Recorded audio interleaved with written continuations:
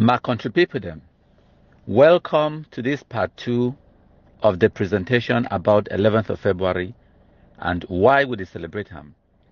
This presentation it be done because of the lies, the manipulation, the distortion where it don't happen amongst the Anglophone population because of this monumental event where it will take place from 1961.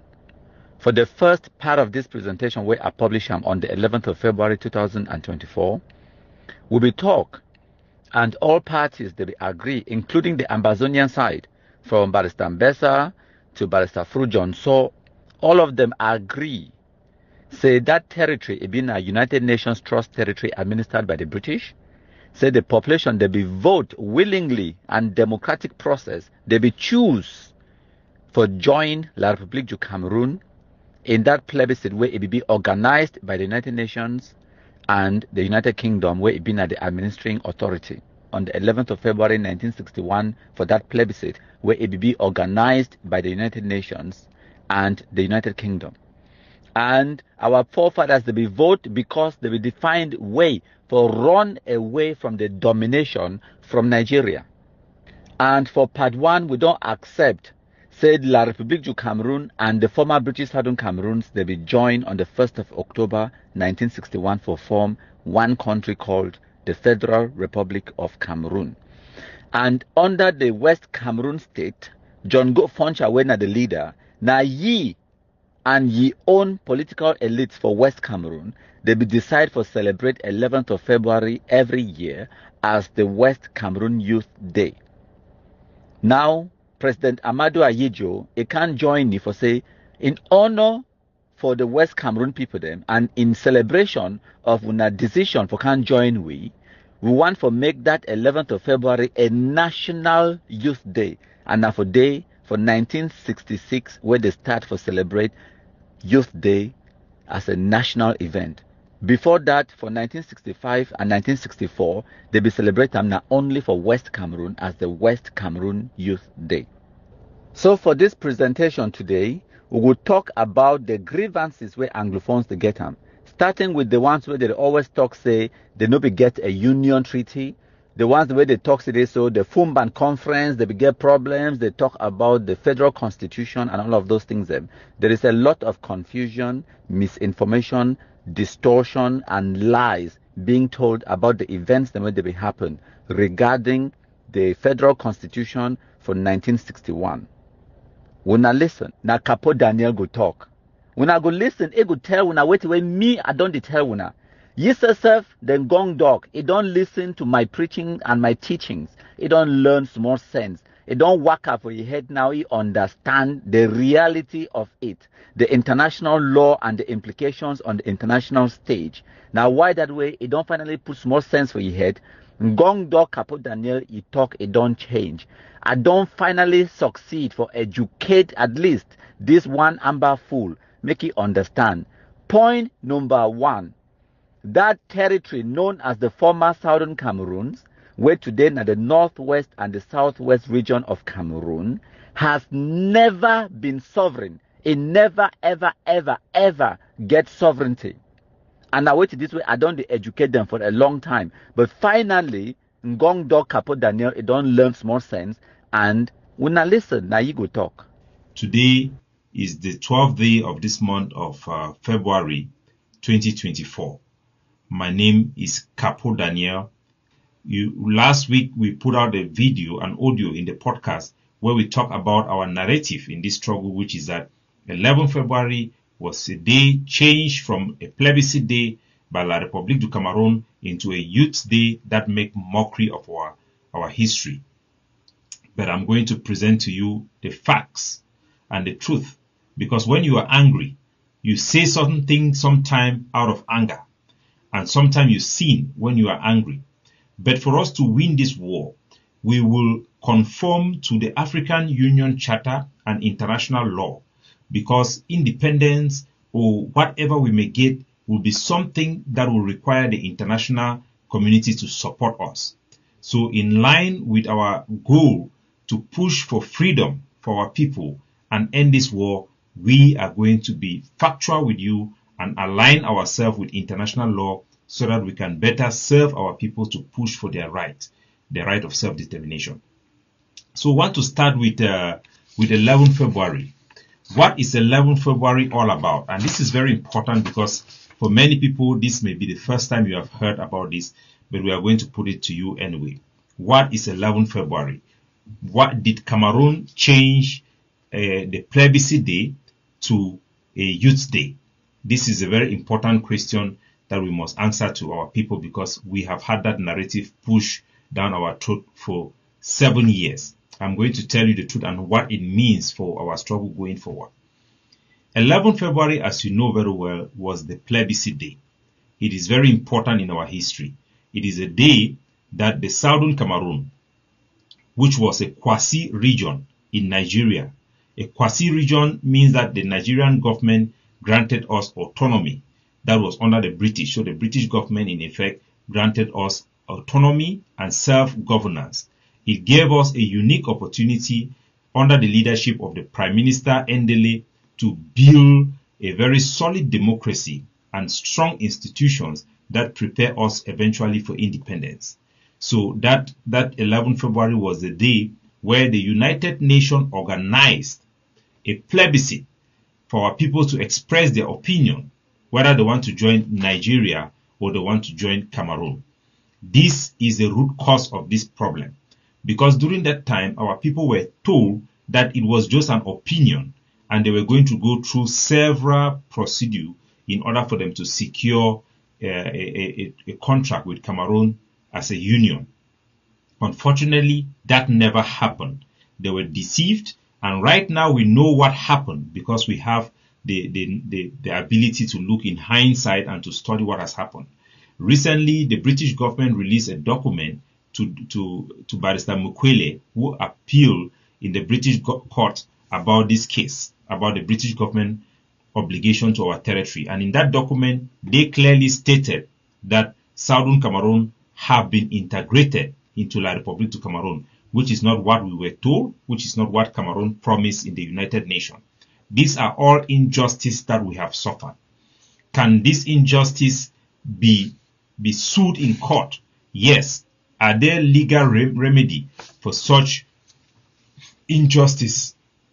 Unfortunately, legally speaking, there are very few remedies because the British government have been sued for a similar case before, and the only thing they did was to apologize to those people because they have discretion in managing the territories that they were trusted to manage. But I'm here to give you the fact of what happened on 11 February. 11 February was a plebiscite day. It took place in 1960, where our people voted to join French Cameroon against Nigeria. The vast majority of our people voted to join French Cameroon, and indeed they went to Fumban to have a union. Unfortunately, everything we put on the table was rejected.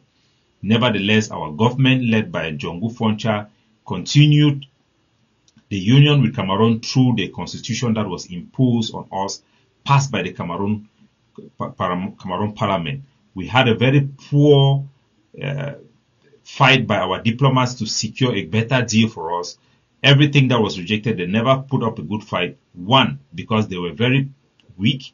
Two, when the British people were leaving Southern Cameroon in Tico Airport, they turned to Amadou Ahidjo to hand him the instrument of our sovereignty, not to Jongu Foncha. So we know that we did not have the support of the British government, and our administration was very young.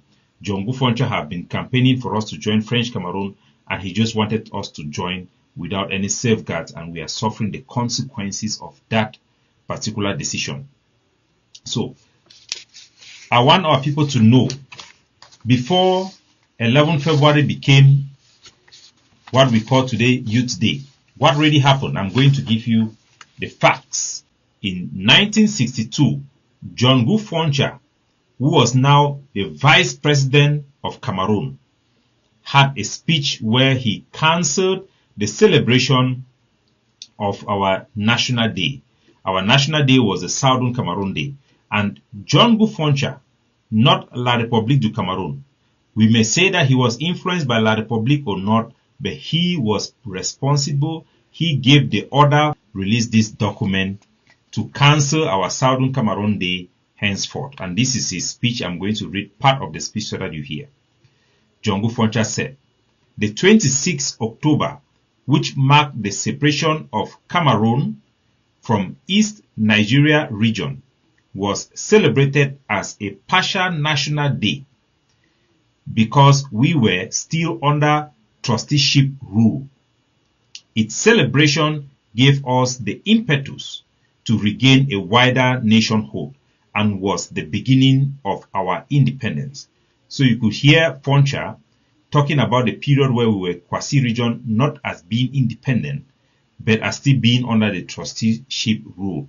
I say this because you have some people who are not very well educated about this subject, like Chris Anu have said that we were independent country when we had autonomy. No. So we were under the British trusteeship system, as you can hear. So this was the speech Jongu Foncha gave to change our national day, or Southern Cameroon Day, on the 26th of October, that celebrate our separation from Nigeria. It was changed into a national day by Jongu Foncha, who was then the vice president of Cameroon. And that was the speech he said. And the document, the historic document where this archive came from, says that the West Cameroon leadership, that means they had a meeting, the West Cameroon leadership decided to transform a national day into a youth day.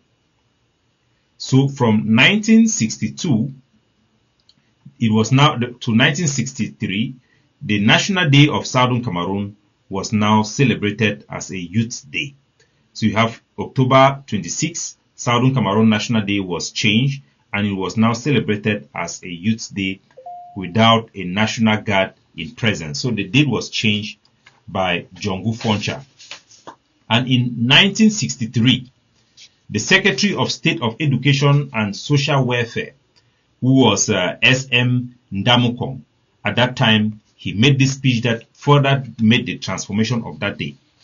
1963, Honorable Ndamukong, he said, this is his speech, I'm going to read the speech.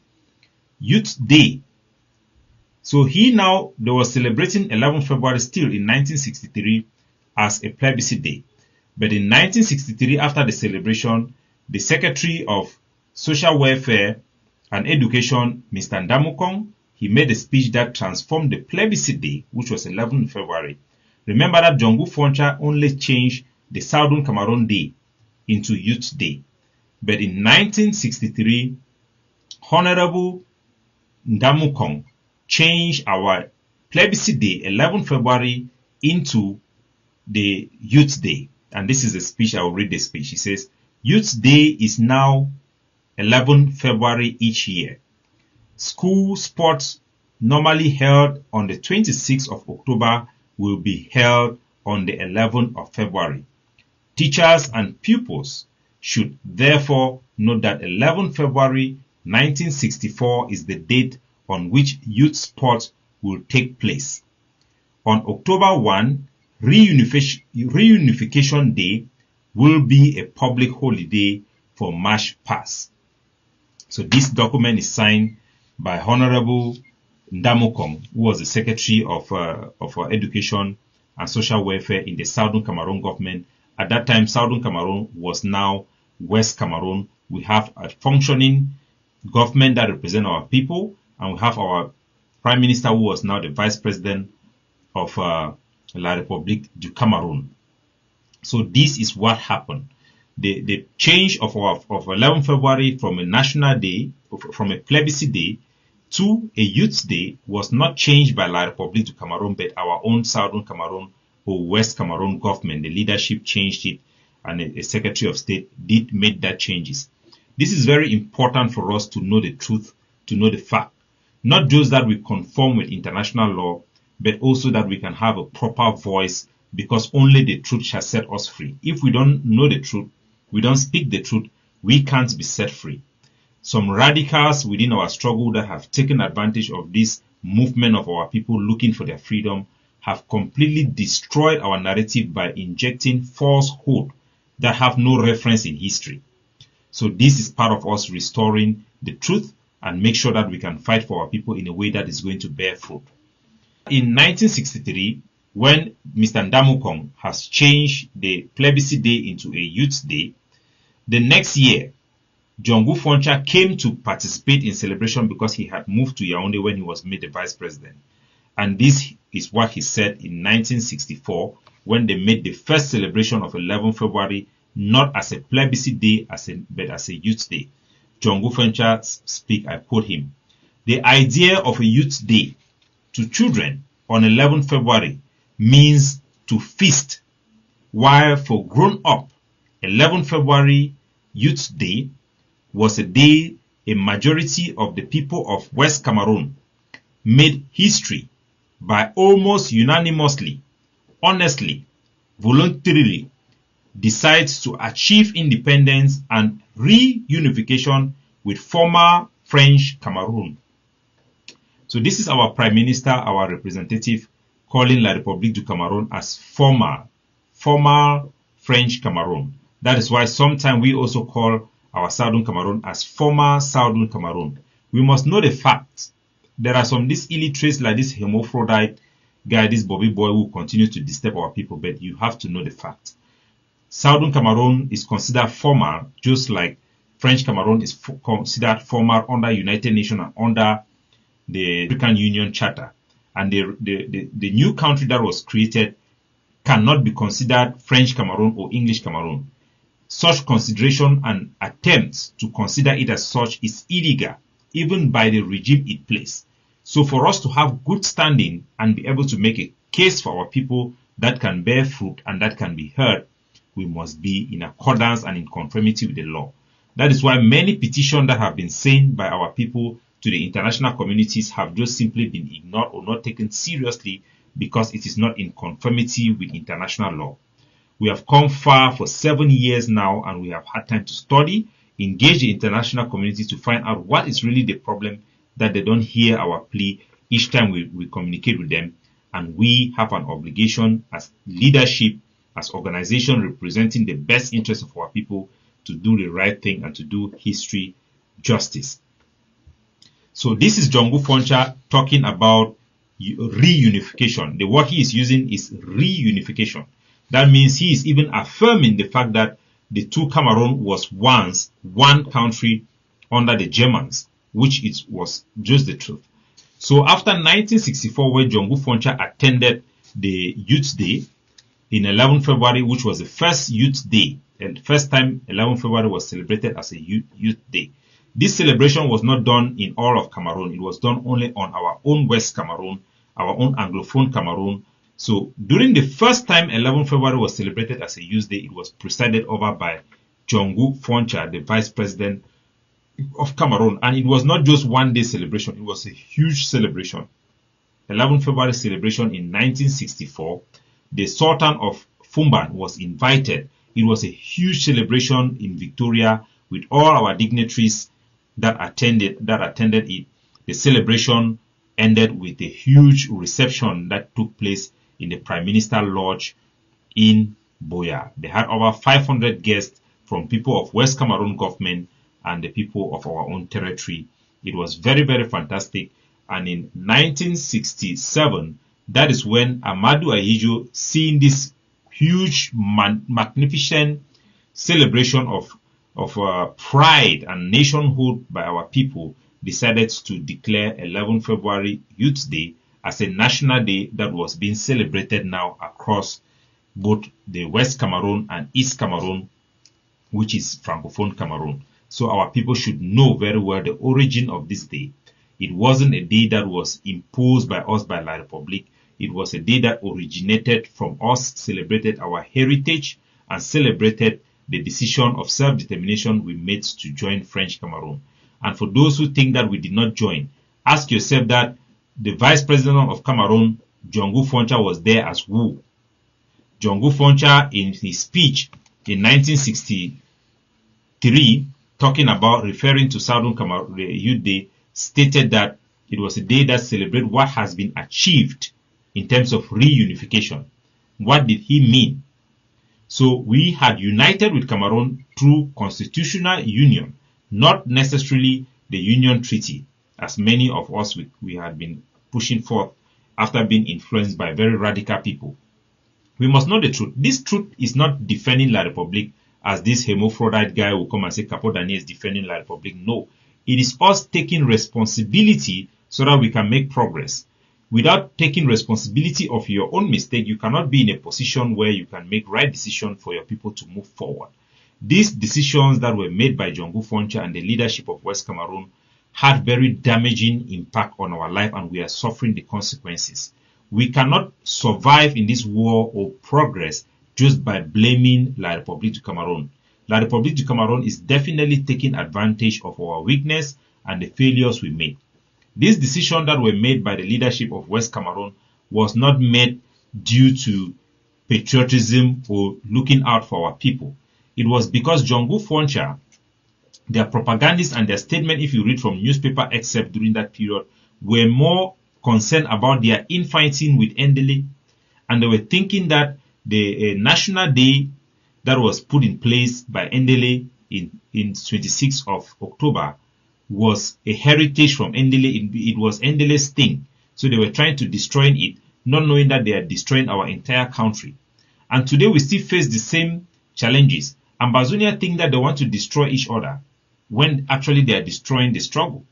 Look at what Cristiano and Sako did, killing other soldiers in Levialem, thinking they are going to become powerful.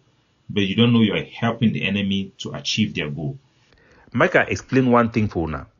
For any person who talks or man want go join La Republic, that person he no get sense, he no get common sense. Ambazonia, according to international law, a country now a country will be recognized internationally by the United Nations. If the United Nations no recognize you as a country or a sovereign state, you are not, because now them be the war order where it be in the rule. And country the way them be considered as a sovereign state, they no fit ever break away without the explicit approval of that sovereign state. Tanwe Southern Sudan be one separate for Sudan. The United Nations before Sudanese government meet the approval, meet their constitution change for make provision, meet South Sudan a change. There is no country that can be recognized by the United Nations according to their charters that the sovereign which was previously recognized by the United Nations does not endorse it. Even for Serbia, Kosovo, where it does separate way, even America, it don't recognize them. They never be recognized by the United Nations, and they never function as a state within the World Bank and other subsidiary for the United Nations, where the Serbia government never approve their or recognize their independence. So it would be impossible without that approval. You get the same thing way it happen also for the Western Sahara land, how they call this other one way they were together with Morocco. Morocco, the time way African Union, this country get category B status the same like Southern Cameroon at the time where we go for plebiscite. Time where the African Union, the ones that make move for recognize this country, Morocco decides it will withdraw for African Union, and it completely stopped everything where they will do until today. The Sahara land is still be a part of Morocco as it recognize and will be a contested part. So our people should know the truth. From a long time, as I be tell now, our struggle it can be diverted by hardline and extremists. From the 90s, from the time we will be there with 1961, right up to the 90s, our people have never disputed whether we were part of La République or not. That is why Gorgi Dinka said that La République du Cameroon had withdrawn, have seceded. Secession means that we were together already. You cannot say that Ambazonia wants to leave when we are not together with La République. We are recognized as one country with La République under the United Nations. The Americans have made that position clear that the sovereignty of Cameroon includes the French Cameroon and the English Cameroon. We should know that, and these are one of the things that have been difficult for us to be taken seriously by both state parties in the African Union and in the United Nations, because what we say, our narrative has diverted from international legal basis. It does not conform with legality when we say that we are not part of Cameroon. We should understand that Cameroon includes Ambazonia and French Cameroon. The two came together to form one country. The problem we have is not that we never united with them. The idea that because we don't have a union treaty means that we are not a part of La République du Cameroon have been well investigated by professors during the Canadian talk that was assigned by Ayabacho. We were given resources, and we give a professor in Norway who have the access to do a proper research, and they have come out to settle that argument. There are more than one way a country joins with each other. It was prescribed that we join through a union treaty. It never happened. We joined through a constitutional union that took place in the Fumban Conference. Constitutional union does not require a union treaty. The absence of a union treaty or a formal acceptance or concern by the Ambazonian side to accept the terms of our union with La République du Cameroon is lacking. But that does not mean that we did not join La République. It simply means that the process of us to put in place to safeguard our interests and our identity were changed. We also have a good argument that the option of giving us during the plebiscite to become independent was removed. Those are all injustice. But there is no legal remedy for such justice because the British government had the discretion.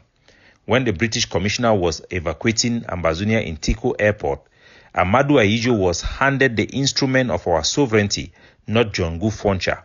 So the British government clearly handed it to La République du Cameroon. So when I don't hear, now you yourself don't talk now where you don't finally learn from me, and then now it don't get more sense, now it don't adjust your position. Now why that way it can't talk say that territory by international law it be recognized as part of one country, Cameroon.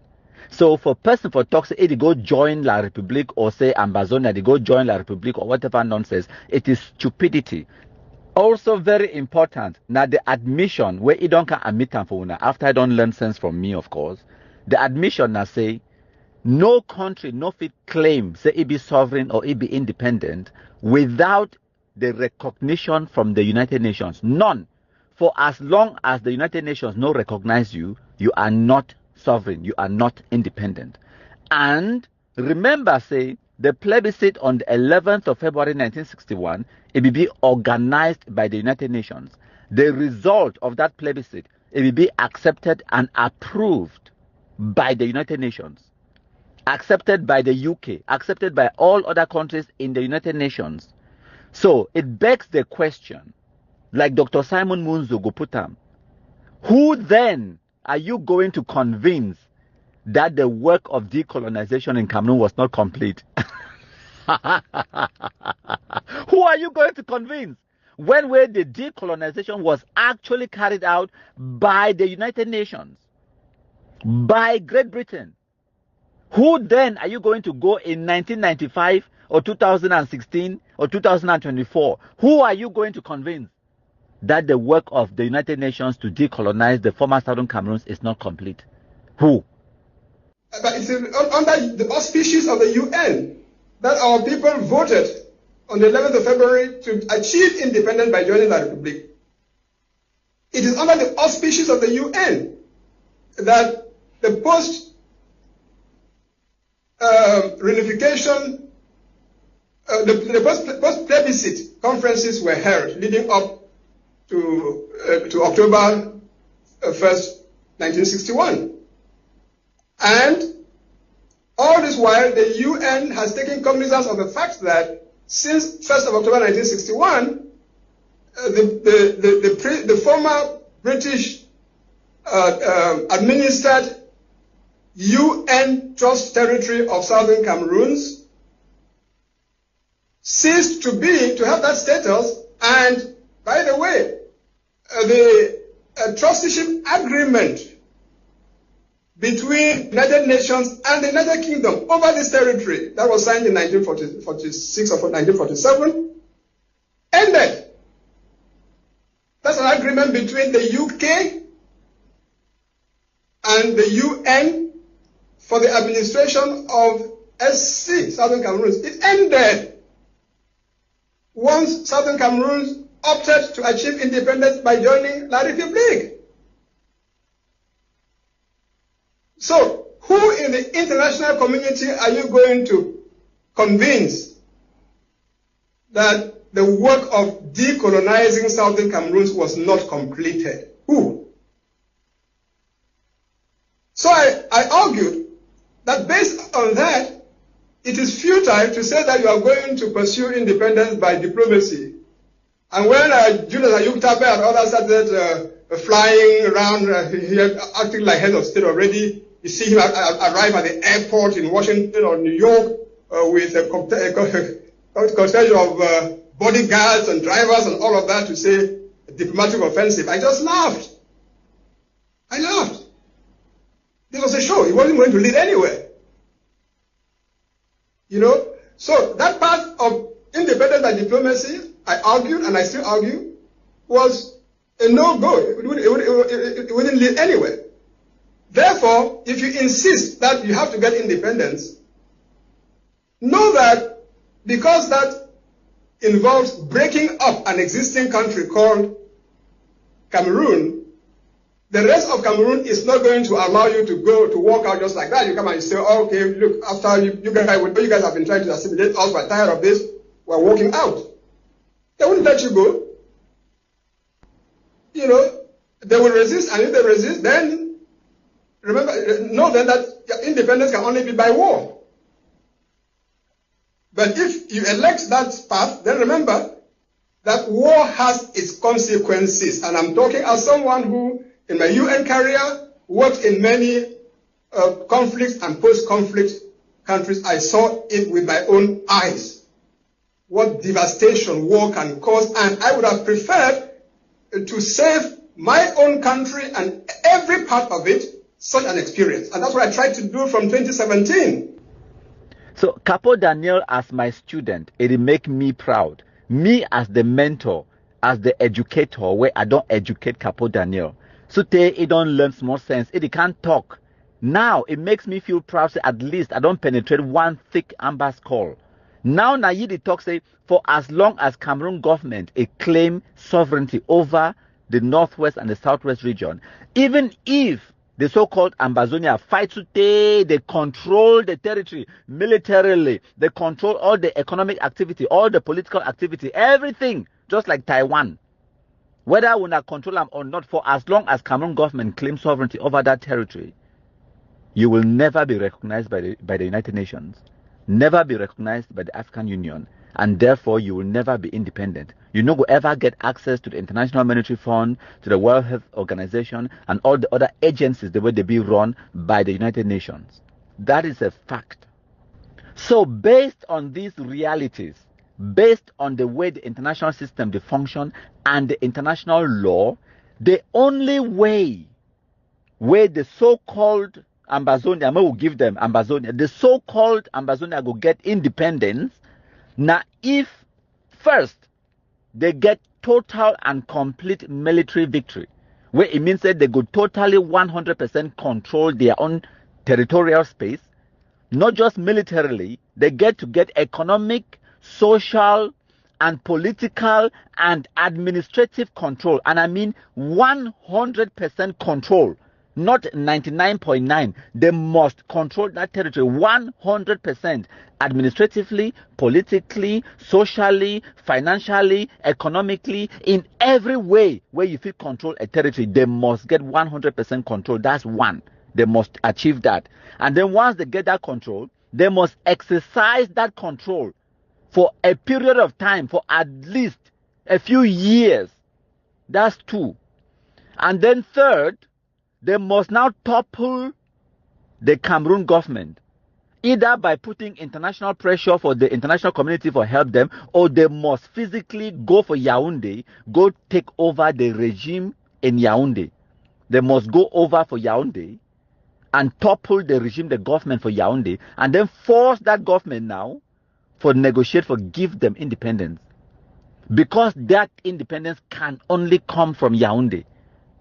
For as long as Yaoundé, the sovereign state, claim sovereignty over that territory, whether we not get all the control administratively, politically, militarily, even if we not control them 100%, for as long as Yaoundé claims sovereignty over that land, you will never be recognized by the United Nations. You will never be recognized by the African Union. And therefore, you no go ever get access to international trade, to all the other subsidiaries of the United Nations. Never, for as long as Yaoundé. So, Wuna independence lies in the powers in Yaoundé.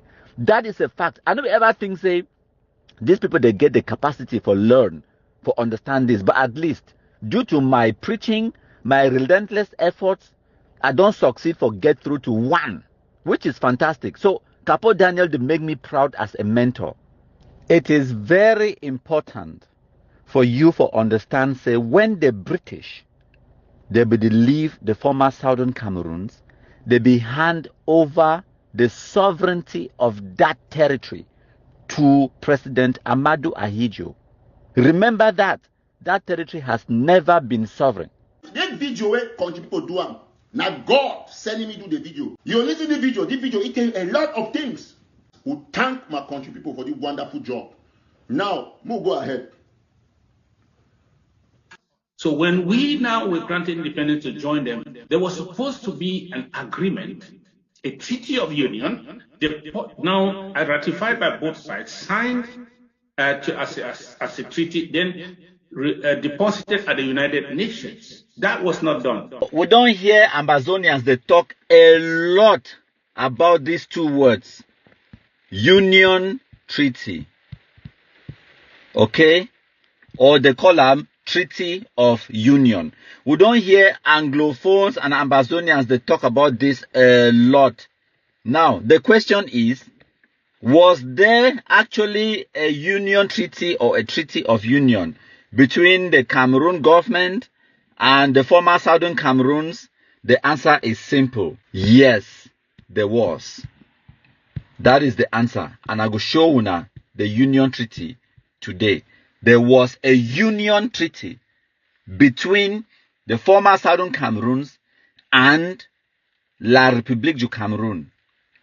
So whenever when I hear Anglophones or these people, the way they call themselves Ambazonians, they talk about the so-called union treaty or say they be supposed to sign union treaty and then deposit them at the United Nations Secretariat.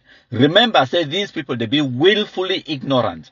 Which one me and Mina say, the information they out there, any person where get smartphone, where it get internet connection, you fit get this information because the United Nations, their website, it get all of these things in for day. Now, Wusa they take that notion, say they begin to sign a union treaty and then deposit them at the United Nations. Now from Article 102 of the United Nations Charter. So if you go for your Google, just type Article 102 United Nations Charter and it will bring you the very first link. Make sure say you check and send at the authentic link of the United Nations. It's talking for the UN.org, okay? Now, if you access that link, it load, you see make a zoom in for una, make you see make you read them together, okay? Now in that, now Article 102 of the United Nations Charter, that it be very simple and it goes straight to the point. It talks that every treaty and every international agreement entered by any member of the United Nations after the present charter comes into force shall as soon as possible be registered with the Secretariat and published by it. What we mean I say, every treaty and international agreement where member states of the United Nations they enter, they should register that treaty or the international agreement with the Secretariat of the United Nations, and the Secretariat of the United Nations it go publish that agreement or that treaty because it been a public information. This one it be more important because of paragraph 2 of the United Nations Charter. And now paragraph 2 this. For yeah, man read that for now. It say no party to any such treaty or international agreement which has not been registered in accordance with the provisions of paragraph 1 of this article may invoke that treaty or agreement before any organ of the United Nations. Which way the talk now say, if you enter into any international agreement or any treaty with another member state of the United Nations, and then suddenly you get a dispute and you want the United Nations to intervene. For example, the International Criminal Court or the International Military or whatever any other international organizations where you've been a part of the organs of the United Nations. If you know if you don't register that treaty with the United Nations Secretariat, then you know if you then present that treaty as evidence for your case, because the United Nations don't get time for study them, and they no go accept them as evidence for any dispute or any case where you bring them. So you know if you invoke that agreement or that treaty in the future with any organ of the United Nations. That's why the United Nations is stipulates, say, under Article 102, say all member states, them when they enter into any agreement or any treaty with another member state, they should, file that agreement or that treaty with the Secretariat of the United Nations. That is why that provision will be in place, so that in the future, if you use them in front, or if you invoke them in front of the United Nations or the United Nations organs as evidence, say now agreement, this one will be get them before. For example, if one party breach the terms and conditions of that agreement. Now the article this way, Anglophones and the people the way they call themselves, say Ambazonians, they always call them, they always refer to when they talk about union treaty. Today, I go break them down for una. I go make una understand. So the first thing we wanna get for understand austerity, you get to be a member of the United Nations and you get a treaty or international agreement for this Article 102 for apply to you. So the first question is, when has the Southern Cameroons ever entered into any treaty or any international agreement with anyone? It never ever happened, because that territory has never been a sovereign territory. And I go explain more. Secondly, when has the former Southern Cameroons ever been a member of the United Nations? The answer is never. They never ever get a seat at the United Nations, and they never ever ever be a member of the United Nations. So Article 102, Paragraph 1 or Paragraph 2 does not apply to the former Southern Cameroons, because that territory has never been sovereign, and that territory, it never ever ever get a seat at the United Nations. It does not apply to them. This video where country people do am. Now God sending me do the video. You listen to the video. This video, it tell a lot of things. We thank my country people for this wonderful job. Now, we'll go ahead. So I don't really explain for when I say actually the answer is yes. There was a union treaty between the former Southern Cameroons and La République du Cameroun. So how is it possible, say the former Southern Cameroons be enter a union treaty with Cameroon if the Southern Cameroons itself was not sovereign? That is the question. If the Southern Cameroons itself was not a member of the United Nations, now who behold the sovereignty of the former Southern Cameroons? Because now the sovereign state it will be a member of the United Nations. Now who behold the sovereignty of the former Southern Cameroons, where if of it enter into international agreement on behalf of the former Southern Cameroons? The answer is simple. Now Britain. That is the answer. Simple. So the British, they beget sovereign power over the former Southern Cameroons. And La République du Cameroun, it been a sovereign nation as well. It been a member of the United Nations. So any agreement or international treaty where Britain and La République du Cameroun they enter, it must be deposited at the Secretariat of the United Nations in accordance with Article 102. It is as simple as that. That's where my investigation led me next, because there was actually a union treaty. Now, which way you need to do now another simple exercise for Google. So if you go for your Google device or your Android, or you use now Apple, you go for Google or any search or web browser or any search engine, you just type exchange of notes, Yaoundé, Britain. Now, for me, the first link where it come up, now a link where it be provided by the United Kingdom Parliament. Okay? Now the UK Parliament, it publishes letter. It's a FCDO. treaties, exchange of notes between the government of the United Kingdom and the Cameroon, agreeing that Southern Cameroon should become part of Cameroon. Simple. Select that link and it will load the page. Now the page that way it load. This one now website where it belongs to the British Parliament, the United Kingdom, the Parliament for London. Okay, it talks about it. Exchange of notes. Remember, in international law and international diplomacy, an exchange of notes is considered as an international agreement. Okay, where it means say you could write a letter spelling out something like the terms and conditions of something, send them, and the person reply back to that letter. It's called an exchange of notes, and that is legally recognized on the international scene in international law as an agreement. It's a legal document known as an international agreement. Okay, so now the British government did the talk say exchange of notes between the government of the United Kingdom and the Cameroon, agreeing that Southern Cameroon should become part of Cameroon. Now, scroll up a little bit or scroll down, whichever one, you could read them.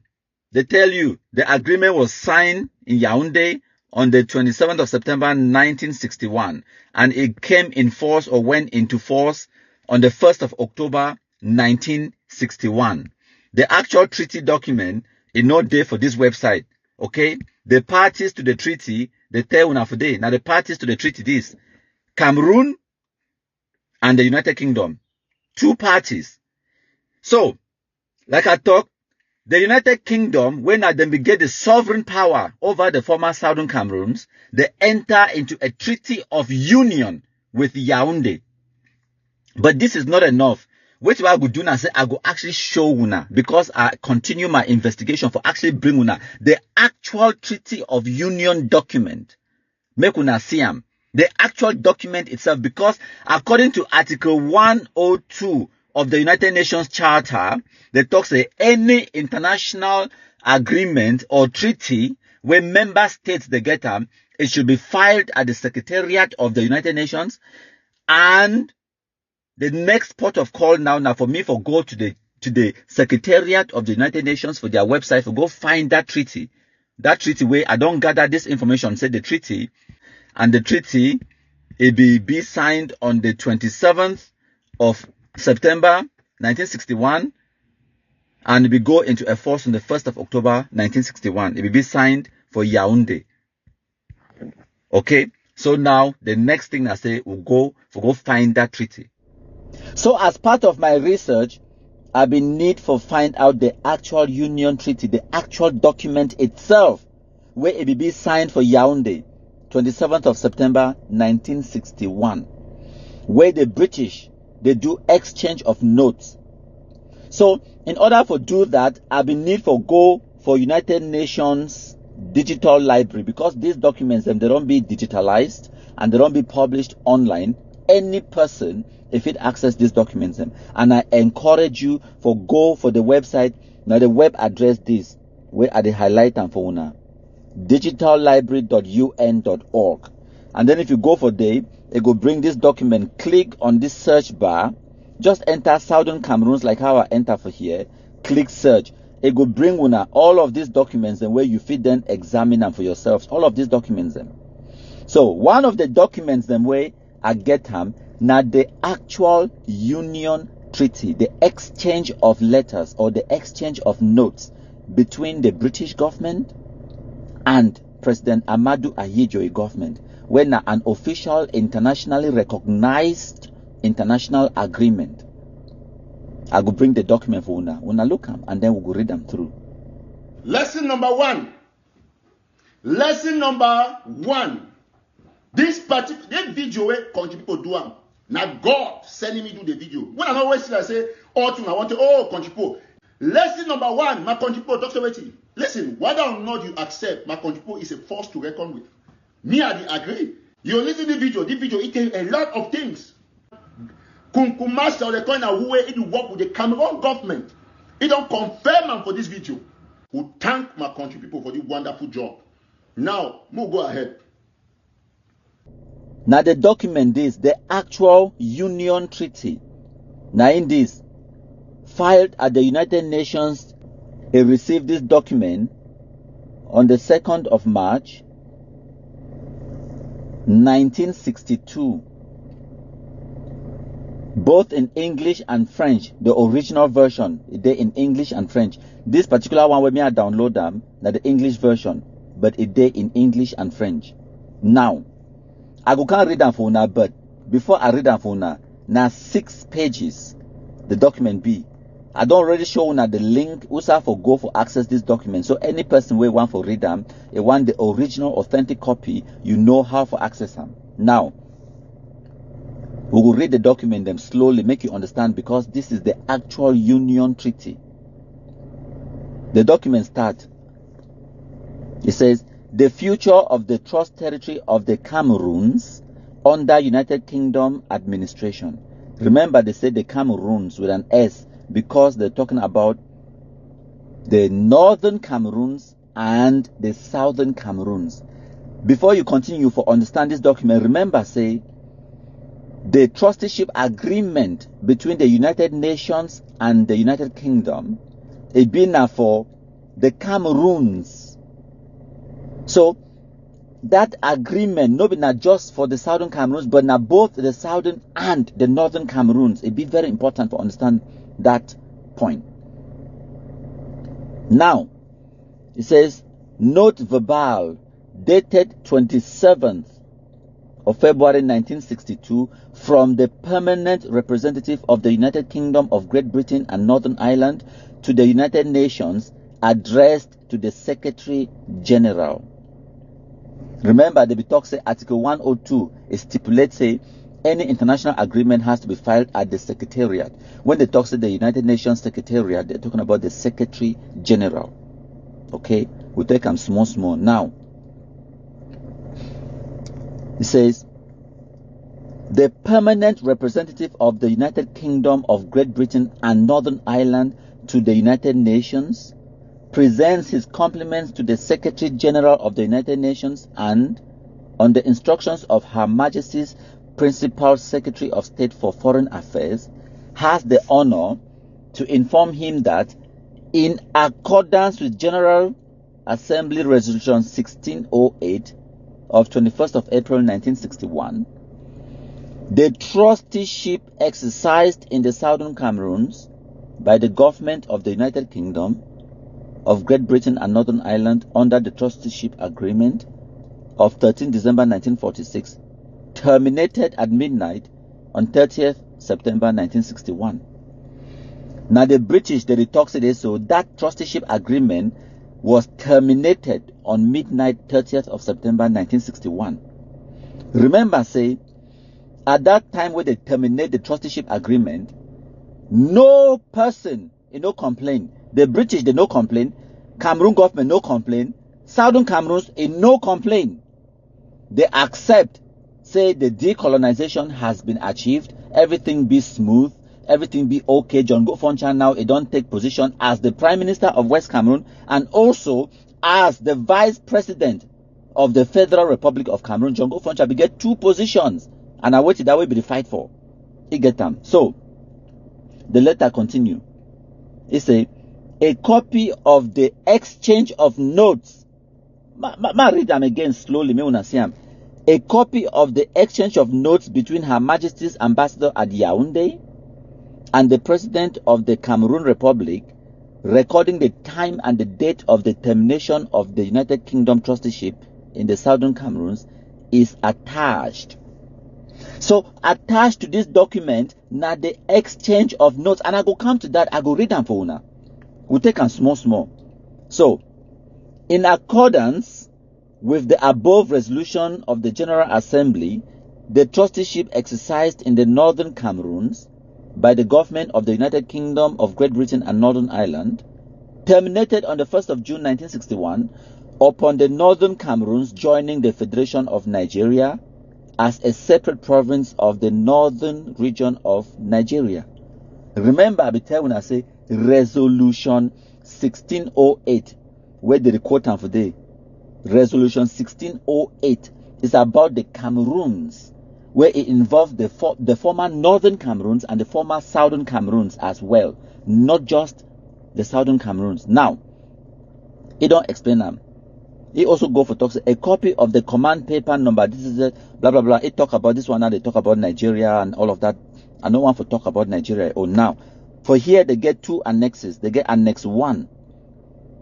You see this one for here. Now that one for the way talk. It said they don't attach the actual exchange of notes. That one it get to do annex 1 get to do with the Southern Cameroons. Annex 2 they get to do now with the Northern Cameroons. Now annex 2 that get to do with the Northern Cameroons. Now we'll go to page 2. My country people them. Now page 2 that when the annex 1 we get to do now with the Southern Cameroons. Now see I'm now annex 1 is say the actual exchange of notes between Her Majesty's ambassador at Yaoundé and the President of the Republic of Cameroon, recording the time and the date of the termination of the United Kingdom trusteeship in the Southern Cameroons. Trusteeship terminated. So this one, nothing way all una get forget sense. So one thank my country people and all the other soldiers and say, so God bless you. We'll continue to listen to this video. The sovereignty of that territory was handed from the British to Yaoundé to the President of the Federal Republic of Cameroon, or the Republic du Cameroon, President Amadou Ahidjo. That territory never ever exercised sovereignty for 1 second.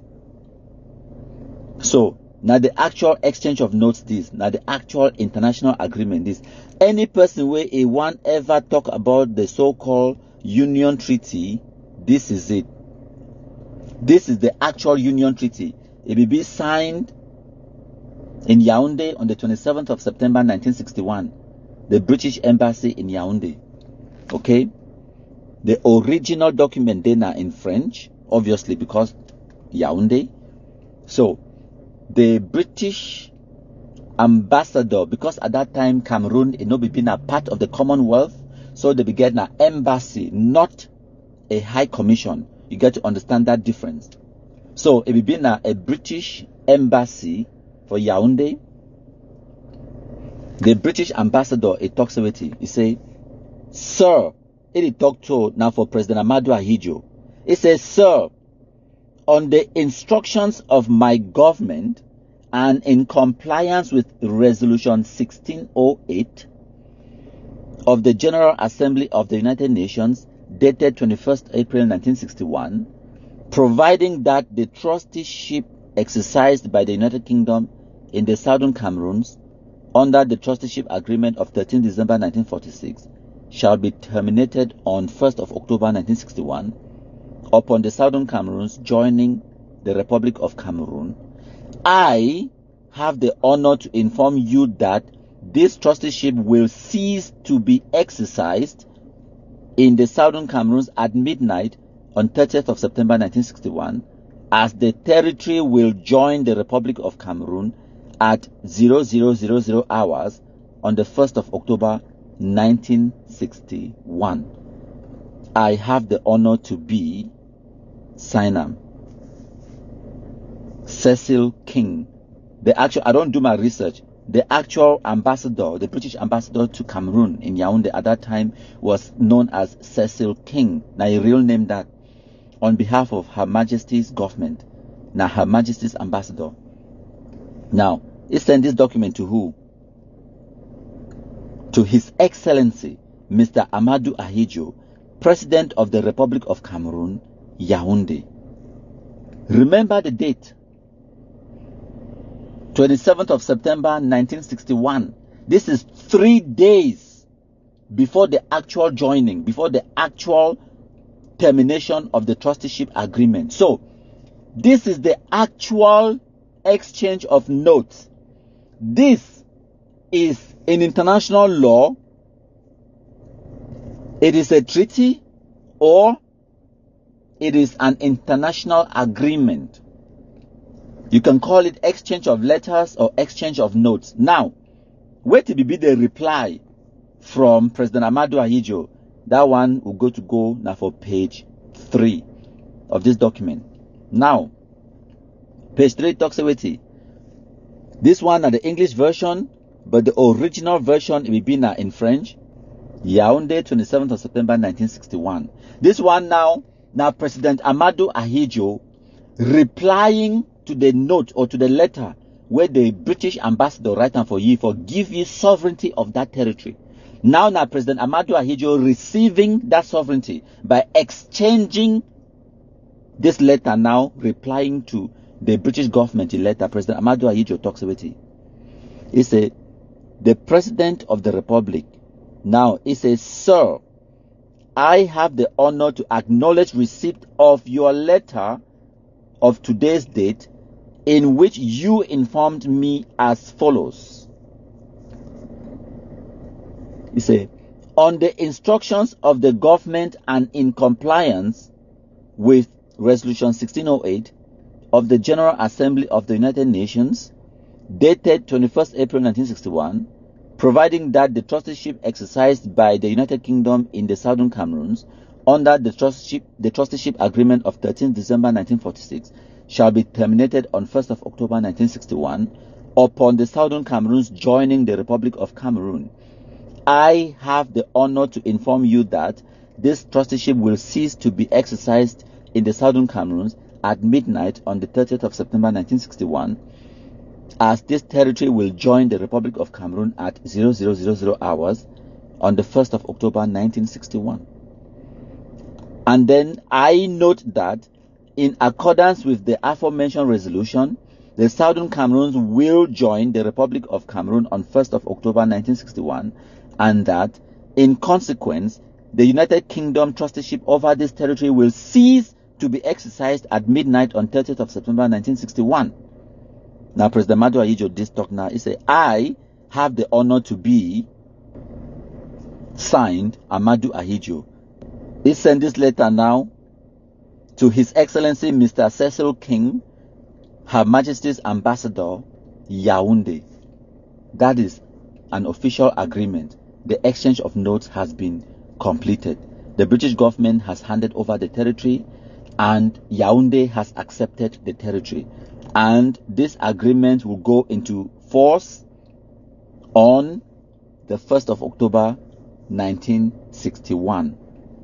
This is the actual official exchange of notes. This is the actual official union treaty where they always ask for. Naindis. The sovereignty of that territory was transferred to Yaoundé, to President Amadu Ahidjo. Now, if we now want to continue for the read the document as I been explaining for now annex to this, and this time around they talk now about the Northern Cameroons joining the Federation of Nigeria. Now exactly the same thing. And now why that way?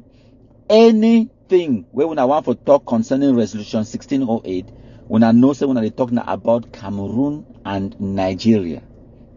Breaking up Cameroon would automatically break up Nigeria. Remember that Resolution 1608, the trusteeship agreement, the Northern Cameroons and the British Cameroons, all of this get to do with Nigeria and Cameroon. Anything will happen for one country as far as Resolution 1608 be concerned. If I want to break up Cameroon, it go break up Nigeria. Remember that. So for people the way they want to see the Union Treaty, now in this, I don't show una. I don't do my part. Now our history, this is our shared history. This is our shared heritage. There is no reason to lie about it. Let us learn from it. Let us understand it. And in order for we to learn and understand from it, we get to understand the when, the why, the where, the how, and most importantly, the what. So what happened? Where did it happen? When did it happen? Why did it happen? And who did it? When we understand all of these small questions, then we put them together in context, and then we go understand why the decisions, the way they will be taken at that time, they will be taken. We go understand who take the decisions then. We go understand how it affect we today, and we go learn better lessons from that, and then we go forge ahead with knowledge. We not going to lie about our history. Even the part of our history where it not be good, where we no like them, we still get to understand them. We still get to process them. We still get to understand and accept them. No point, no there for the lie about history, because it no go change. The truth. Now say the former Southern Cameroon ceased to exist on the 30th of September 1961 at midnight and became West Cameroon, an integral part of the Republic of Cameroon today. That territory joined officially, legally. So any person where the worker talk about Union Treaty, I hope you don't get your answer.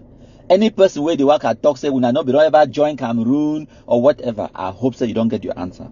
Any person where they talk about restoration or whatever nonsense, I hope so you don't get your answer. You cannot restore something that has never existed. You can restore federation, it's possible.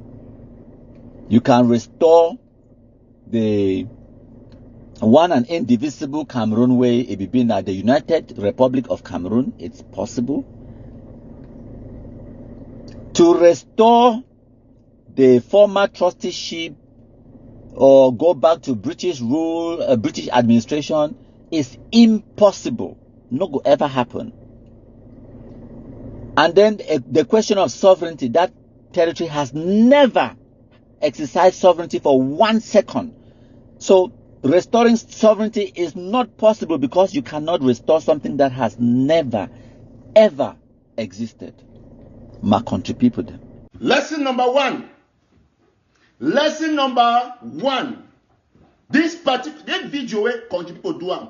Now God sending me do the video. When I always see I say, oh, I want to, oh, country people.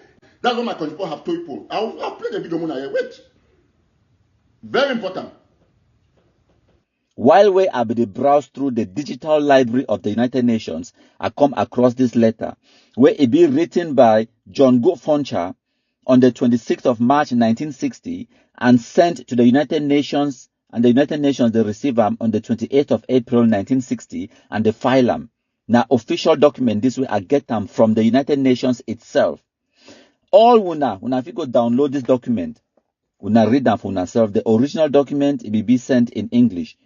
The title, now say, this is a communication from Mr. John Foncha, the Premier of Southern Cameroon, concerning the Cameroons under United Kingdom administration. So, John Foncha write, I go read them for now. He say, through his honor, the Commissioner of the Cameroons to His Excellency the High Commissioner for the Southern Cameroons, he say, Your Excellency, we, the ministers of the Cameroon, of the Southern Cameroons, government have the honor most respectfully to submit for your information and necessary action the attached letter which speaks for itself. So this document it be accompany another letter where John Foncha be send them to the United Nations. It said we have reached a point in our political evolution when we can say without hesitation that parliamentary democracy stands a crucial test in this territory. Tension is mounting high through the length and breadth of the territory, and if parliamentary democracy encourages corruption as a means of overthrowing constitutional elected government, then the people of the Cameroons have yet to look for an acceptable parliamentary system. So, now the Prime Minister of the former Southern Cameroons, they complain about the lack of democracy, they complain about the corruption where it did within the own government. Paragraph 2, it spell them out. It talks say, the attached letter reveals beyond doubts the subversive activities of the opposition party in Southern Cameroon. The opposition party in Southern Cameroon, where you refer to, now Endele. Because remember, say Endele be want to make the Southern Cameroons join Nigeria, while Foncha be want make the Southern Cameroons join La République du Cameroun. So, John Foncha continue. It talks that these parties, with the active participation of Nigerian political leaders, have planned not only to overthrow this government, but also to influence the results of the forthcoming plebiscite in favor of integration with Nigeria. We vehemently deplore this subversion. This letter, now a historical document, where I get them from the United Nations, when John Foncha, the Premier of the Southern Cameroons, write them, it complain about the subversive activities of the opposition parties in the Southern Cameroons. Remember, at this time, this territory, it is still being a trust territory administered by the British. Remember that. It don't get nothing to do with the Francophone. So when we tell when I say the British were right for conclude, say that territory not be viable for be independent on its own. It is because of these kind of things the way they don't happen since in the 1960s, since before the plebiscite, and up to today for 2024. Anglophones, they never learn a single lesson. They still continue to make exactly the same mistake, fighting amongst themselves. So when I don't read that for yourselves. Now the United Nations Trusteeship Council, it published this document. They received them 28th of April 1960. John Go Foncha write them 26th of March 1960. This is evidence for Una, where John Go Foncha himself is writing. Now John Go Foncha is a writer. The opposition parties in the southern Cameroons, subversive activities of the opposition parties in the southern Cameroons. They plan not only to overthrow this government, but also to influence the result of the forthcoming plebiscite in favor of integration with Nigeria. No be me I talk him. Now John Go Foncha, ye words. He put them down in pen and ink on paper. Send them to the Trusteeship Council. Now the United Nations Trusteeship Council, it published this document. So when we talk for 2024, maybe we talk they get conscience. Maybe we talk from a place of knowledge. Maybe we do our research. Maybe we understand the political calculations that were made in the 1960s by John Go Foncha, Endele Muna, and the rest. Their number one priority at that time was preserving their own survival. It not get nothing to do with defending the Southern Cameroons, protecting the people's rights or whatever. It was about staying in power, protecting the KNDP, protecting your own political future, and that's what guided their decision-making in the 1960s. The greatest weakness where Anglophones to get them. Since then, and it still be till today, now infighting. This particular video where country people do am. Now God sending me do the video. When I always see I say, oh, I want to, oh, country people. Listen, whether or not you accept, my country people is a force to reckon with. Me, I agree. You listen to the video, it tells a lot of things. Kunkumaster, the kind of way it work with the Cameroon government. It don't confirm for this video. Who thank my country people for the wonderful job.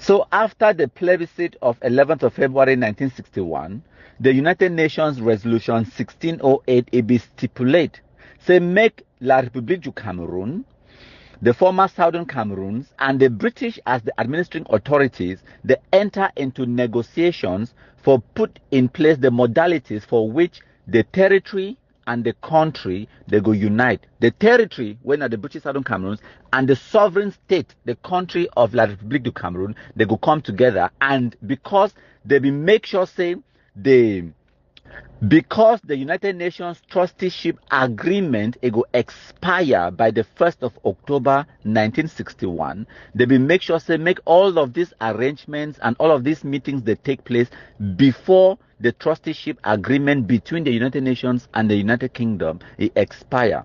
Now, this video where we now go watch them now from Amber Alphabet TV, ABC Facebook page, where the two people them now Ambazonians them they could talk about what will be happen for the Fumban Constitutional Conference of 1961.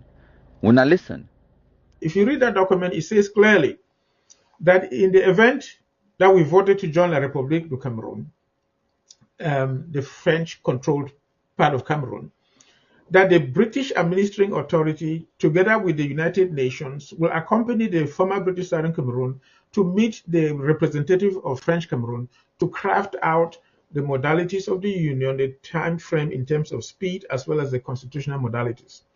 Number one, you don't see the French mentioned in that group of individuals to accompany the the two parties in crafting the resolution. You heard that the British had a responsibility to accompany the administration of former British Southern Cameroon together with the United Nations to go to that, to craft the modalities of coming together, and that the government will be passed over to the competent authorities that have been agreed on. But what do we see that happened? When Foncha now met with Ahidjo in Fumban to craft the constitution, you did not see the British there, and you did not also see the United Nations represented, but you saw the French, who were not supposed to be there, accompanying Ahidjo. So what truly happened?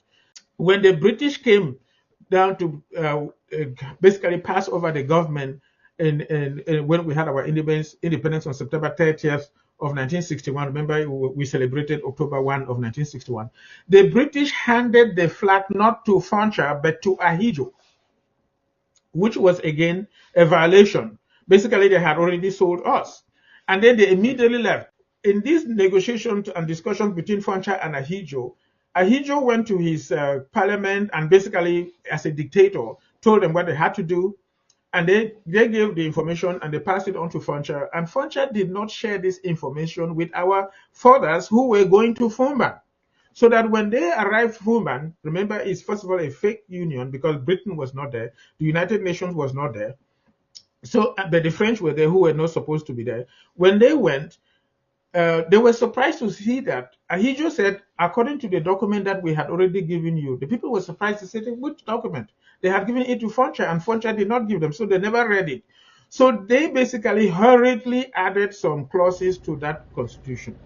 So, when they here for 2024, Anglophones that the complaints say for the Fumban Constitutional Conference, the United Nations or the British, they were not represented. Whose fault is it? Whose fault is it? If Wuna leaders, them, John Go Foncha, Endele Muna, and the rest, they be agree for go sit down for talk the constitution without the people the way they be supposed to prepare them, without their own advisors, them, who are you to blame? They complain, say France, it be there for them. Yes, not France as a country, but President Amadou Ahidjo be doing homework. President Amadou Ahidjo be bring along advisors, people the way they know passy.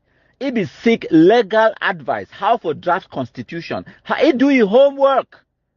President Amadou Ahidjo do his homework for that constitutional talks. Even though he be being at the bigger country, the bigger power, and he be get all the advantage, he still bring people the way they go advise the delegation.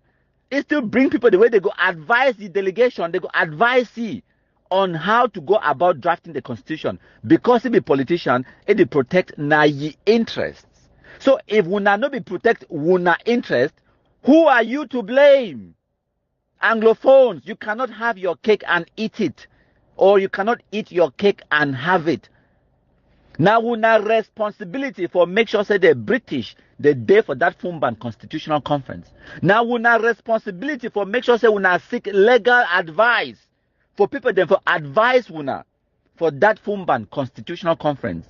As a matter of fact, the Southern Cameroon's Bar Association, the lawyers them, the legal minds of the Anglophones at that time in 1961, they be offer their legal services to John Go Foncha willingly for free. Now John Go Foncha be deny, a reject for take legal advice before he go for that Fumban Constitutional Conference. So President Amadou Ahidjo prepared a draft constitution, presented it to the British, and presented it to John Go Foncha. John Go Foncha took the document and hid it from his own delegation. Who do you blame, Anglophones? Judge yourself, search your conscience, ask yourself, who are you going to blame for the incompetence and the wickedness of the Anglophone political leaders in 1961? Who are you going to blame? The British? You go blame Francophones for what way we fail for do? Our leaders, the way they get responsibility for fight for we, they no fight for we blame different person. Now who be take the, I mean, why are we even talking about President Amadou Ahidjo drawing up a draft constitution? Where was the draft constitution from the West Cameroon delegation? Wuna no draw una own constitution. Because they for take the two constitutions that they put them together, they compare them and they see which way we fit take them from each side. But you did not do your homework. One side they do their own homework. Una not do una own homework. And then when the other one side even do your own homework, they can't present them to una, say una examine them. Una deny una for examine them. Today, una want blame now who? And una go hear the same Ambazonians. They tell una, wait, me, I don't tell una, say, the sovereignty of that territory was handed from the British to President Amadou Ahidjo. He don't talk him, no. Because if not only me wanna talk him, when I go think say maybe I make him up. No. Even the Ambazonians they talk him. Capo Daniel don't talk him. This pardon can't talk him. It's a historical fact. That territory has never been sovereign. All of those things happened because of the political dynamic in West Cameroon, not Francophone Cameroon. One of the reasons why we John Go Foncha take that document and no share them with the delegation now because of the well-known infighting between John Go Foncha and Endele and all the other political leaders in West Cameroon at that time. And remember, say, John Go Foncha now he be the advocate, say make that territory a joint Cameroon. Meanwhile, Endele it be the campaign, say make that territory join Nigeria. So there was a lot of infighting. And as far as John Go Foncha be concerned, all those negotiations, them, all those political calculations, they will be making, it be the making for protect your own personal interest. Even though at that time, it believes that it also protect the interest of ye people. Then they be miscalculate, yes, but those calculations were made based on the political situation of their time. They were very naive. They were very incompetent. They were very, very inadequate for handle the state's affairs or the affairs of the state. And that is exactly why the British, if they make the assessment, say this territory is not viable to be independent on its own. And the British were 100% right. Now look at us today for 2024, February. Ask yourself this simple question. Are Anglophones capable of running their affairs? Are we capable of being a sovereign state? Ask yourself that question and answer it for yourself. Be honest with yourself. Look at the stupidity, the infighting amongst the Anglophones, the way they call themselves Ambazonians. Look at the national and international disgrace where they give way on a daily basis. Look at the incompetence. Look at the lies. Look at the fake news, the manipulation. Look at the inexperience. Look at the gullibility. Look at the wickedness of Anglophones, and then ask yourself and be honest with yourself. Are we viable to be an independent nation? I will let your conscience judge you.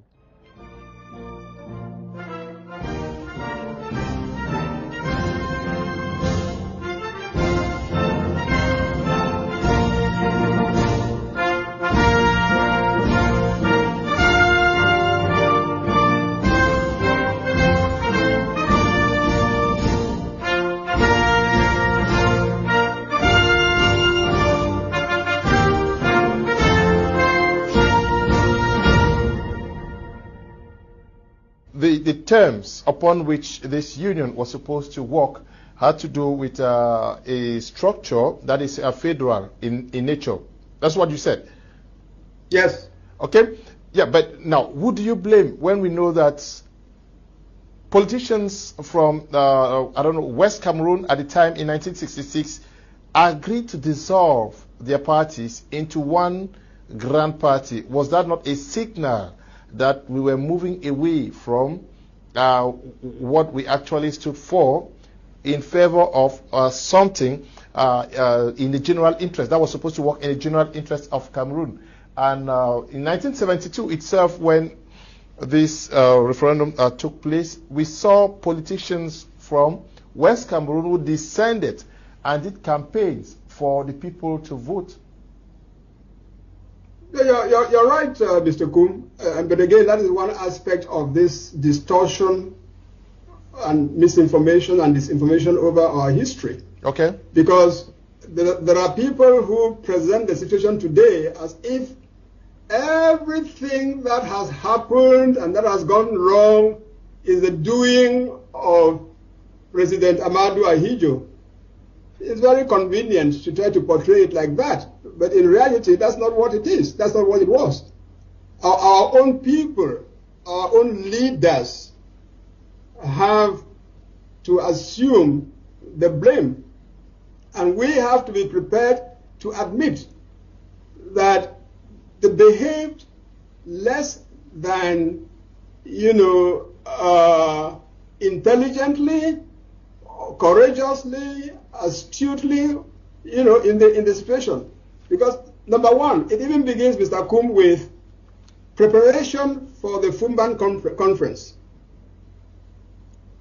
The likes of Professor Julius Ngo would confirm, and not only him, other historians, Professor Anthony Ndi and so on, in terms of Cameroonian historians, especially of English-speaking expression, that prior to the meeting in Fumban from the 17th to the 21st of July 1961, the draft constitution that Republic of Cameroon and the Foncha government in Buea had agreed upon, and which was now going to be examined in Fumban, that draft was handed to Prime Minister John Gu Foncha, leader of the KNDP. And when the Southern Cameroon delegation met in Bamenda to prepare to go to the meeting in Fumban, it is on record that Prime Minister Foncha did not put that document before the conference for examination, even though it was demanded, specifically demanded by members of at that conference for him to do so. So the first thing that happened, or the first consequence, was that our delegation went to Fumban without adequate knowledge of what was in the draft constitution, the document that they were going to discuss and finalize in Fumban. Many in our delegation, and this is on record by testimony given by many of them, those of them who went there, they were seeing the document for the first time. And they asked Mr. Ahidjo, how can we in 2 or 3 days examine a thing like this? And Ahidjo said, okay, if you guys say you haven't seen it, then we will leave you to look at it, and then we will convene. So they left the Southern Cameroon delegation on its own to look at the document, whereas in fact, from day one, from the first session of day one, it was supposed to be a joint session to examine the document. Now, so whose fault was that? That our delegation should have gone to Fumban so inadequately prepared. Number one. Number two, when it came to the forming of the creation of the Cameroon National Union, the CNU, on the 1st of September 1966. Now, just see the process that led to that. For President Ahidjo, of course, who from the very beginning was not very hot on federation, you would think that he accepted federation only as a temporary measure, because for him, his ultimate interest was to rule Cameroon, as they themselves used to say, le père de la nation, an autocrat, for whom the coexistence of 3 governments, the government of West Cameroon, the government of East Cameroon, which was the former Republic of Cameroon, and then the federal government, he saw that as, dividing power the way he didn't want. And so, from the very beginning, his intention was to move towards a unitary system of government. But he did it step by step. And at each of the steps, with the connivance of Anglophone politicians. So, when it comes to the step concerning the creation of the Cameroon National Union, what Ahidjo said to the leaders of other political parties was that the time has come for all of us to work as one family, and that is impeded, or that will be impeded if we continue to work as members of different political parties. So let's form one political party. The propaganda was to say that we're not forming a party unique. We're going to form a parti unifié. So it's not a single party that we're trying to create. We're trying to create a unified party, by which it meant that, listen, this party is going to be a conglomerate of my party, the Union Camerounaise, Mr. Foncha's party, the Cameroon National Democratic Party, Mr. Ndeli, Dr. Ndeli's, and Mr. Mbile's party, the Cameroon National People's Congress, the CPNC, Mr. Ntumba's house, One Cameroon, etc. So what we are trying to do is not create a single party, we are trying to have a unified party. Although, of course, the outcome was going to be a single party. You know. Now, at that point, in Francophone Cameroon, virtually all the opposition parties had been killed, because Ahidjo just didn't allow pluralism in Francophone Cameroon. So they were virtually non-existent. All the parties that have been created by the Sopo Prizos and others, Charles Asale and so on, have been virtually killed. On the contrary, in West Cameroon, pluralism in terms of political parties was vibrant. That's why in that small population, you had the KNDP as a ruling party, but you had a very vibrant opposition, you know, through the CPNC, but you also have the One Cameroon, and so on. So, and therefore, Ahidjo's idea of having a so-called unified party was targeted more towards the Anglophones, because they were the ones who had a plurality of political parties. So at that point, Mr. Koum, our people, our politicians should have been astute enough to know that if they follow Mr. Ahidjo into creating a single party, given that it is the policy of that party that would henceforth be applied in governing the entire country, they should have rejected Mr. Ahidjo's overtures for the creation of a so-called unified party. And they did not. And the reason why they did not was because, you know, there are chapters of this story that would need to be emphasized. The reason why they did not is that there was so much division amongst themselves in the West Cameroon government and in the West Cameroon House of Assembly.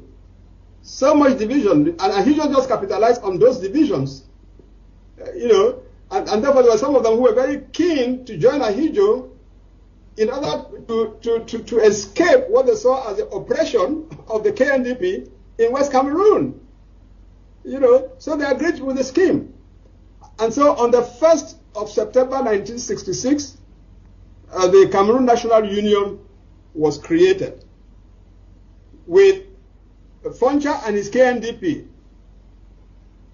voluntarily agreeing to dissolve.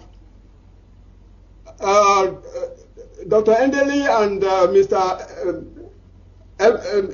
Mbile and their CPNC deliberately agreeing to dissolve. The One Cameroon of the Ntumbaza deliberately agreeing to dissolve. I don't remember whether there were some other political parties, but those were the main three. But once they did that, and Ahidjo promised Foncha was going to be the vice president of the new party. He, Ahidjo, will be president. Foncha will be the vice president.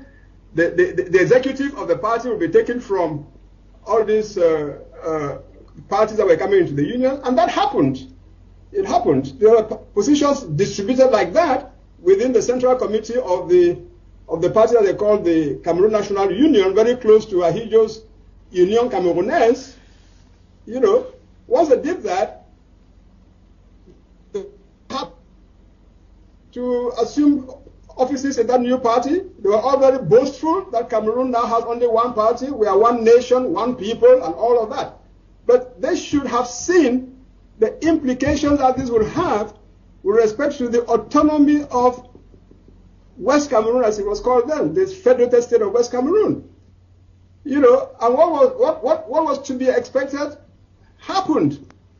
Namely that once Ahidjo had become the president of the only party in Cameroon in 1966, what vehicle did West Cameroonians have any more for playing politics in West Cameroon? There was no political party in West Cameroon anymore. And Ahidjo used that for 6 years, from 1966 to 1972, when he was national chairman of the one and only political party, to do the things that he did. Because there was no political power base in West Cameroon anymore. You know, so, but again, that was step 2. Step 3, Ahidjo, having laid the ground for 6 years, during which he dominated the scene, with no competition from Foncha or Endeli or anybody, because they were subsumed within his political party. He now said, okay, the moment has come for me to move on one step further, and that one step further is to say that, well, the federation has been costing us too much. We are all the children of, we're all Cameroonians. There's no Anglophone, no Francophone. We need to consolidate our national unity and all the rest of it. So the time has come for us to abandon the federal system in order to embrace a unity system. And therefore, I have decided, j'ai décidé, that, and that was, he said that addressing the National Assembly, the Federal National Assembly, on the 6th of May, 1972, that I have decided that I will consult the Cameroonian people with my proposal that the time has come for us to move away from the federal system and embrace the unity system. Okay. And for that purpose, I am going to call a referendum on the 20th of May. 2 weeks later, 14 days. 2 weeks later. Yes, but so again, in all of that, there was no the West Cameroonian leadership, did not stand up.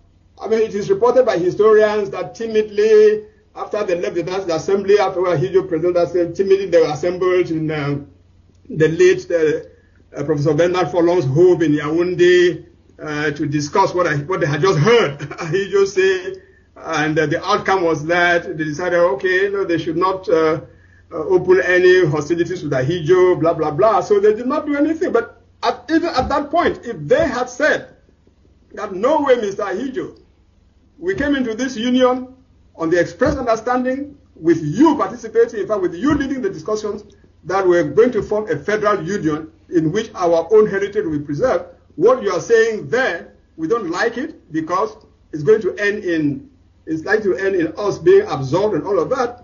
That could have created a crisis, and it is possible that Ahidjo would have beaten his retreat, but they did not. So, who want to ascribe some of the blame for what we're going on today, for their failure to stand up? So, Mr. Koum, I recount all these examples amongst several others to say that contrary to what some people who want to varnish, the lies and make them look like truth, always gloss over the extent to which our own leaders were responsible for us getting to where we got into, and always try to make it look like it was all the fault of Ahidjo. Okay. And today, I will say what I find frustrating. What I find frustrating is that we Anglophones have not learned any lesson from that. the way we are behaving in the face of the present crisis shows clearly that we didn't learn any lessons from the way our forebears handled these situations. Otherwise, why are we so divided in the face of what is a common challenge? You know, for the survival of our culture, our heritage within Cameroon. Why are we so divided? Why are they saying that some are unitary state people, some are federalists, some are separatists, and all of that? And if initially we are, which is quite natural, what is stopping us from getting together to say, let's examine the various positions? Can we arrive at compromises? Is there one that is that can be chosen above the other because it is preeminently more beneficial to us? We have to engage a dialogue, organize, examine the situation, arrive at a common solution, decision was what to do. And that, Mr. Kum, was the main thrust of the Anglophone General Conference initiative.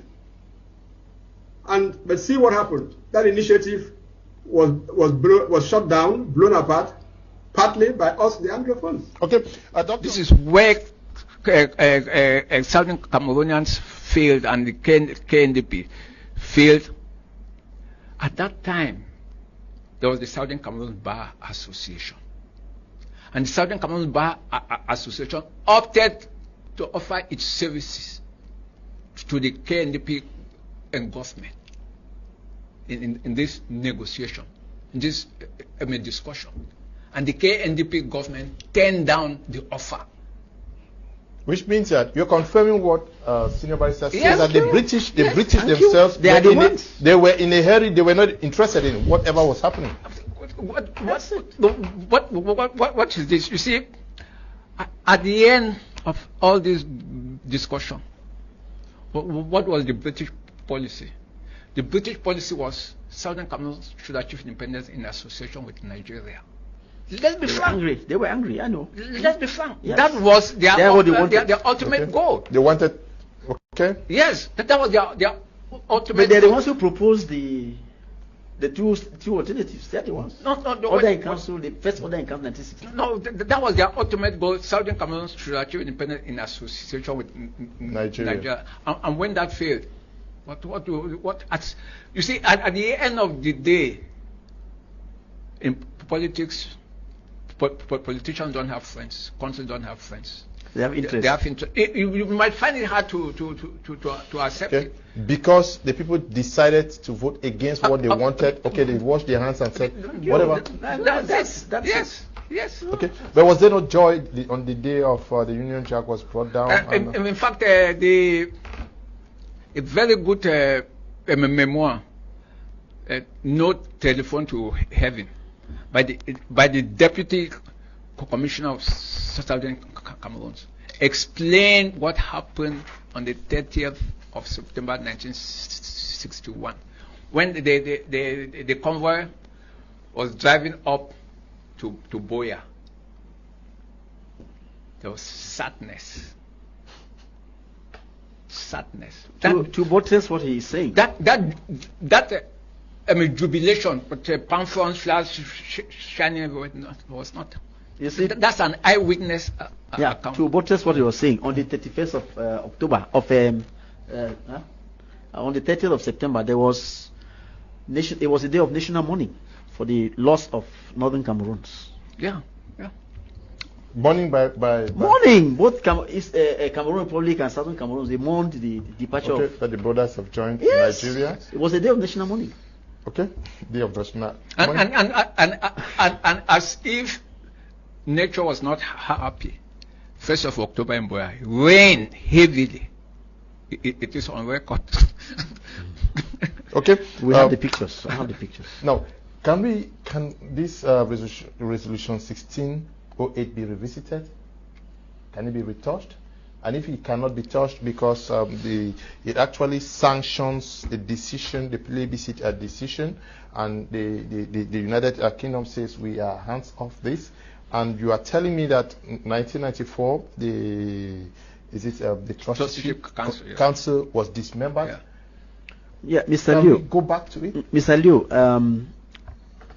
legally we can go back, but materially I have my fears because of the prime requisite for you to come with an action before the General Assembly. You have to have the local standard. So who is the person who has the local standard to go and stand before the UN and say revisit this thing? You see, that's the problem.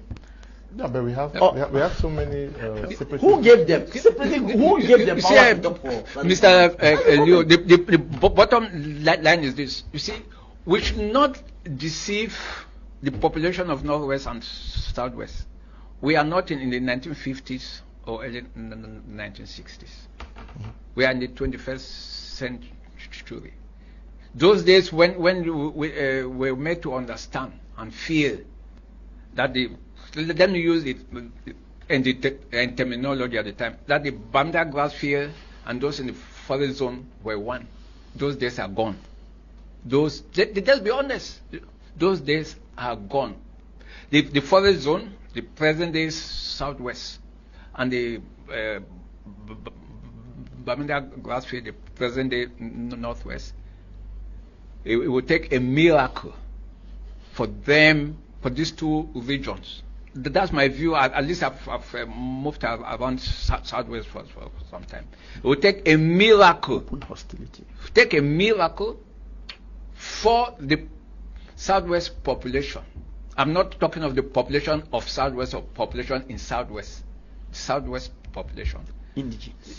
To accept being in one, be it a federated state or whatever, with the present Northwest. Are there historical facts to justify you are saying, or you are just talking about sentiments here? No, it's not a matter of sentiment. Let me just give you a rundown why that deep-rooted fear is there. In 1964, there was the creation of what? Vikuma. Vikuma? What's the meaning of Vikuma? Victoria Kumama. Mafi. Okay. A political pressure group which stood for the preservation of the forest zone. Identity. Yes. Because it was believed that from 1959, the KNDP was dominating everywhere. To the extent that those in the forest zone felt very, very uncomfortable. I just gave you two examples. When Victor E. Mukete was appointed board chair of CDC on the 1st of February 1961, 2-3 years later on, Daniel Nanga, under with the support of the KNDP, Daniel Nanga was a big financier of the KNDP. Daniel Nanga wanted, with the support of the KNDP, the KNDP wanted him to succeed Mukete. And what was done? Ahidjo Fufanjat agreed to tell Ahidjo to appoint Mukete as an ambassador, so that post should be vacant.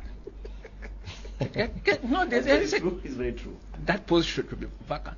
So the whole thing leaked, and the MP for Kumba, Mr. Sona, quickly gathered his KNDP force zone and said, should Mukete be removed, that position must be given to somebody from the forest zone and not from the Bamida. Because most of the laborers were from the northern zone. Yes. And that if it is not done, they will walk out from the KNDP. That's how it was widely left aside. So this, and then in the several meetings were held in the forest zone, be it in Manfe, in Tiko, in Kumba, in Boya, arguing that they have to inform Amadou Ahidjo that if the Vice President of the Federal Republic of Cameroon comes from the grass field, the Bamenda grass field, the Prime Minister of West Cameroon should come from the forest zone. Unfortunately, the forest zone politicians did not prepare their fight well. The rest is history. Vice President, Prime Minister, be it 1959, 1960, 1963, 1965, 1968, or from the Prime Minister and Vice President? Yes, yes. The Vice President from 1961 to 1965 was a Foncha. And at the same time, he was PM. When Joab became a PM in 1965, Foncha was a Vice President. When Muna became a Prime Minister in 1968, Foncha was Prime Minister. Foncha was Vice President. Okay. The case is quite complicated. No, I agree. I agree with him with all those facts. You see, but we are talking about revisiting this UN resolution. Because he said you was. raised an issue of legitimacy to involve it, but he is also raising other issues. Yes, he's raising the issue of living together, which, well, it's difficult to go by because my wife is from Northwest. Most of my family has been married to people from the Northwest. We don't have any problem, but one has to admit that there is some form of hostility that is visible, but it is not peculiar to Southwest or to Northwest, or because in Balmayo, we had this incident where a whole minister of state stood and said, "Étranger, rentrez chez vous." In Balmayo, it was the same thing. It's the only place we don't have that type of thing is Douala here. But in Yaoundé itself, we had that place where the immeuble Ikang is built, where they say the land belonged to a Bamileke woman, had a land title, and it was seized from her. And the title, I mean, she has a paper in the hand, but no land. So it's something very delicate. I know that there is love between the people, but there is, you are right. Well, somehow we the politicians will have to come up with some formula that can make living together easy. But as I was saying, you see, there is this problem of legitimacy, because who can talk for the people? You cannot just go to the UN and say, "I am Southern Cameroon." Who are you? Yeah. Who has empowered you? That's the problem. Or if you have any state that can sponsor your application, oh, good. Okay, so that's it. That's it. If you have a state, yes, the UN charter provides. If you have a state that can sponsor, fine, that's good. But if you cannot find a state, sorry, that's the problem. If you cannot do it, then you have to have local standard to go to international court. How do you get that? that's the question now. How do you get that? Yes. Well, it's possible. You have elected representatives. Do they represent the people? They do. So if you can get the elected representatives to come together and sponsor, you fine. So who will bear the cat? It goes through politics here. Who will bear the cat? Who will bear the cat? You see, I think that the best way out of this situation is to get to a 10-state federal structure, or more than 10. So okay. Follow the example of Nigeria.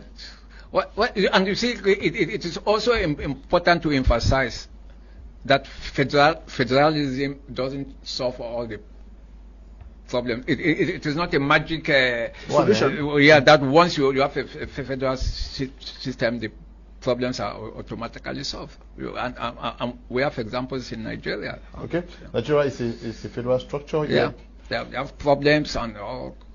Now, you say those who have competence can go to the United Nations, and nothing with the British themselves? No, they are functions official. Yes, they are functions official. Yeah. And they have forged their hands. They are functions official. You cannot be talking about Southern Cameroons now. Okay. You cannot. Who will represent Southern Cameroon? That's the trouble. No, you see, we should at least ensure that things move on smoothly. This whole idea of Southern Cameroons coming back, or what I've said, we should understand that we are no longer in the 1950s or 1960s. So this whole thing of Southern Cameroons doesn't work. And this whole thing of saying that Northwest and Southwest were under the British. So what? So what? Senior Barrister. Yes, sir. What's the way forward? We are closing. The way forward on 1608. Yes. Thank you, Mr. Every Kum. year we'll just be talking about it. Thank you, Mr. Kum. You see, it becomes a routine. Mr. Kum, the way forward is that we should look for, we should sit around the table and do what was supposed to be done in 1961. Let us sit and discuss how we are going to live together. That's the way forward. There is no other solution, and there's no other alternative, because one party feels that he or she has been duped. That cannot continue. I mean, it creates dissension. There's dissension in the population. So let us sit on the table. One person cannot decide for everybody. Sit on the table. Let us do what was supposed to be done, and that has not been done. Let's agree. Let's sit and agree. There's no He thinks that errors should be corrected. Yep. My take on that is, after everything has been said and done, we should honestly recognize that there is a problem as far as the Anglophones are concerned. But unfortunately, the genuine corporate demands of the teachers and lawyers have just been overtaken by some fanatics who have brought in constitutional demands, and in following up, they have used the most barbaric way to do that, which has completely antagonized even the population that they claim to be fighting for. Consequently, the international support which they would have had is no longer there and cannot be there again, because there's no civilized world, civilized community that will sanction the brutal assassination of human beings. And if that is what they intend to govern, then I don't see any section of the Republic of Cameroon, any section, be it the Northwest region or Southwest region, that can accept going back as far as the political situation is concerned. Okay, we want to thank you, Prof, for coming. Thank you very much. It has been a pleasure. Okay, and also to you, Senior Barrister, thank you for coming. Thank you for making me meet my my senior brother after more than 30 years. Yeah. We